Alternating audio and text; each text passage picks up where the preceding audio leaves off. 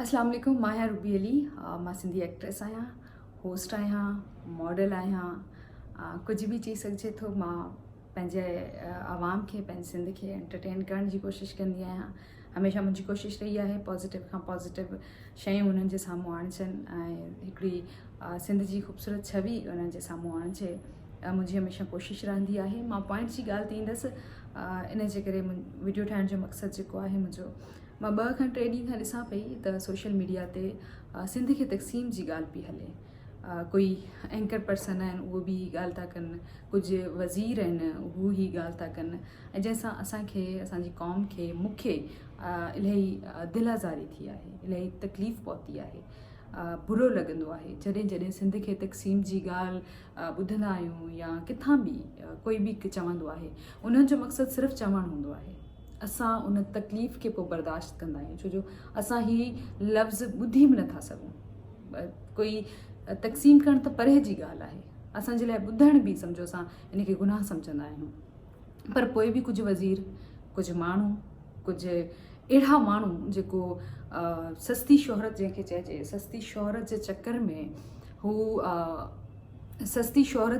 में हू कोशिशि कंदा आहिनि त अहिड़ी का ॻाल्हि करे छॾनि जंहिंजे करे माण्हू उन किसे खे वायरल करे छॾनि, माण्हू उन खे मक़बूल करे छॾनि, भले नेगेटिव में हुजे या पॉज़िटिव में हुजे। उन्हनि जो मक़सदु सिर्फ़ु ऐं सिर्फ़ु फेमस थियणो हूंदो आहे, सस्ती शोहरत हासिलु करणो हूंदो आहे। उन्हनि खे इहो न आहे त 15 साल कंहिंखे स्ट्रगल करणी आहे या 20 साल स्ट्रगल करणी आहे। उन्हनि जो सिर्फ़ु हिकिड़े जुमिले जो कमु हूंदो आहे। उन्हनि खे पंहिंजे जुमिले सां जल्दी जल्दी फेमस थियणो हूंदो आहे। सो उन जे करे उन्हनि जी कोशिशि रहंदी आहे। मुंहिंजी जेके फैमिलीज़, असांजा रिश्तेदार, कुझु माण्हू जेके उर्दू स्पीकिंग आहिनि, जेके पंजाबी स्पीकिंग आहिनि, हू कॾहिं बि न चाहींदा त सिंध तक़सीम थिए, छो जो असां हिन सिंध धरती ते पैदा थिया आहियूं।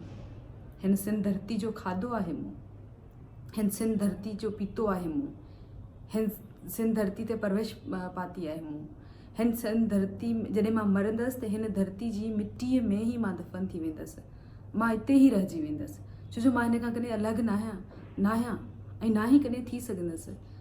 मूंखे सम्झ में नथी अचे त उहे बि जेके असांजा दोस्त आहिनि, भाइर आहिनि, जेके हिन सिंध धरती ते जनमु वरितो आहे, भले हू कहिड़ी बि लैंग्वेज सां बिलोंग था रखनि। मुंहिंजे ख़्याल में त तव्हां हाणे सिंधी आहियो, छो तव्हांजी पैदाइश हिते आहे।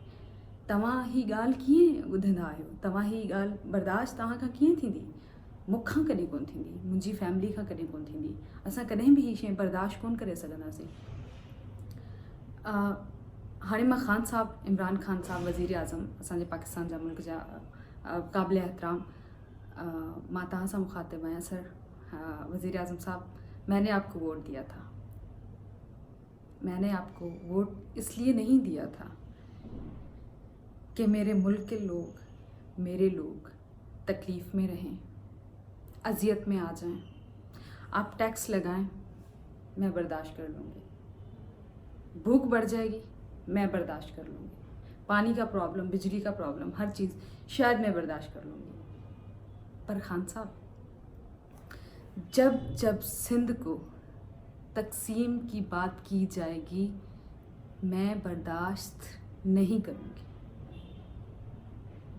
मैं सिंध को तकसीम तो दूर की बात है, वो तो बड़ी दूर, लंबी कहीं दूर की बात है। तकसीम वो तो शायद सदियों में आप लोग, आपके लोग, आप नहीं, सॉरी, आपसे मुखातिब हूँ, आपसे अपील कर रही हूँ कि ये जो लोग ख्वाब देख रहे हैं सिंध को तकसीम करने के, क्योंकि होप होनी चाहिए और आप हमारी होप हैं। हम आपसे गुजारिश कर सकते हैं कि ये जो आपके वज़ीर हैं या ये जो एंकर हैं, इस किस्म की सस्ती शोहरत के चक्कर में ऐसी गलीज़ बातें करते हैं, ऐसी हरकतों पे उतर आते हैं जिससे मेरी कौम, हमारे लोग, मेरी फैमिली, हम लोगों को तकलीफ़ पहुंचती है। दंगे होते हैं, लोग लड़ते हैं। ऐसी वो इस हेट स्पीच वो इस तरह की करते क्यों हैं? क्या इस पे कोई कानून नाफिज करने वाले जितने भी इदारे हैं, कोई एक्शन नहीं ले सकते कि अवाम की बेफजूल अगर दिल आज़ारी हो रही है तो उस पर ये किया जाए या ये किया जाए? सो मेरी आपसे गुजारिश है खान साहब, ये जो आपके जितने भी वज़ीर हैं, एंकर हैं, जो भी लोग हैं, कोई ऐसा कानून पास किया जाए कि लोग कौमियत को लेके एक दूसरे को जुमलेबाजी ना करें और कभी भी सिंध को तकसीम की बात ना करें, कभी भी सिंध को तकसीम की बात ना करें, क्योंकि सिंध एक है और ये कराची सिंध का एक अहम हिस्सा है।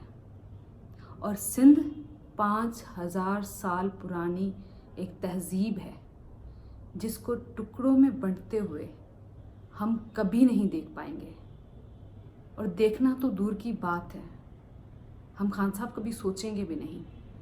सो आपके ये जो वज़ीर हैं या ये जो एंकर हैं और या ये जो कौमियत पे या इस कौम पे लेके सिंध को तकसीम पे लेके ये लोग एक सियासत का गंदा खेल खेल रहे हैं, इन पे नोटिस लिया जाए। मैं आपकी तहे दिल से इज़्ज़त करती हूँ और हमेशा करती रहूँगी, और मेरी उम्मीद है आपसे, इसलिए मैंने आपसे डायरेक्ट मुखातिब हूँ कि आप कोई एक्शन लें इन लोगों के ख़िलाफ़, इन्हें कुछ कहें ताकि हमें भी यकीन हो कि हमने जिसको वोट दिया था उसने हमारे वोट की इज़्ज़त की है, हमें इज़्ज़त दी है। थैंक यू सो मच जेके बि माण्हू, जेके मुंहिंजा सिंधी भाइर, जेके मुंहिंजी भेनरूं, जिन बि पंहिंजो क़ीमती टाइम ॾिनो ऐं जिन मूंखे ॾिठो आहे, ऐं मां उन्हनि सां बि इहे ई चवंदसि त तव्हांखे तकलीफ़ या दिलि आज़ारी जेकॾहिं तव्हांजी थिए थी त उन ते ग़लति कमेंट या ग़लति शयूं करण जी ज़रूरत न आहे। हिननि जे चवण सां कुझु कोन थींदो। सिंध हिकिड़ी आहे, हिकिड़ी हुई ऐं हिकु ई रहंदी, कॾहिं बि तक़सीम नथी थी सघे। जिए सिंध, जिए पाकिस्तान।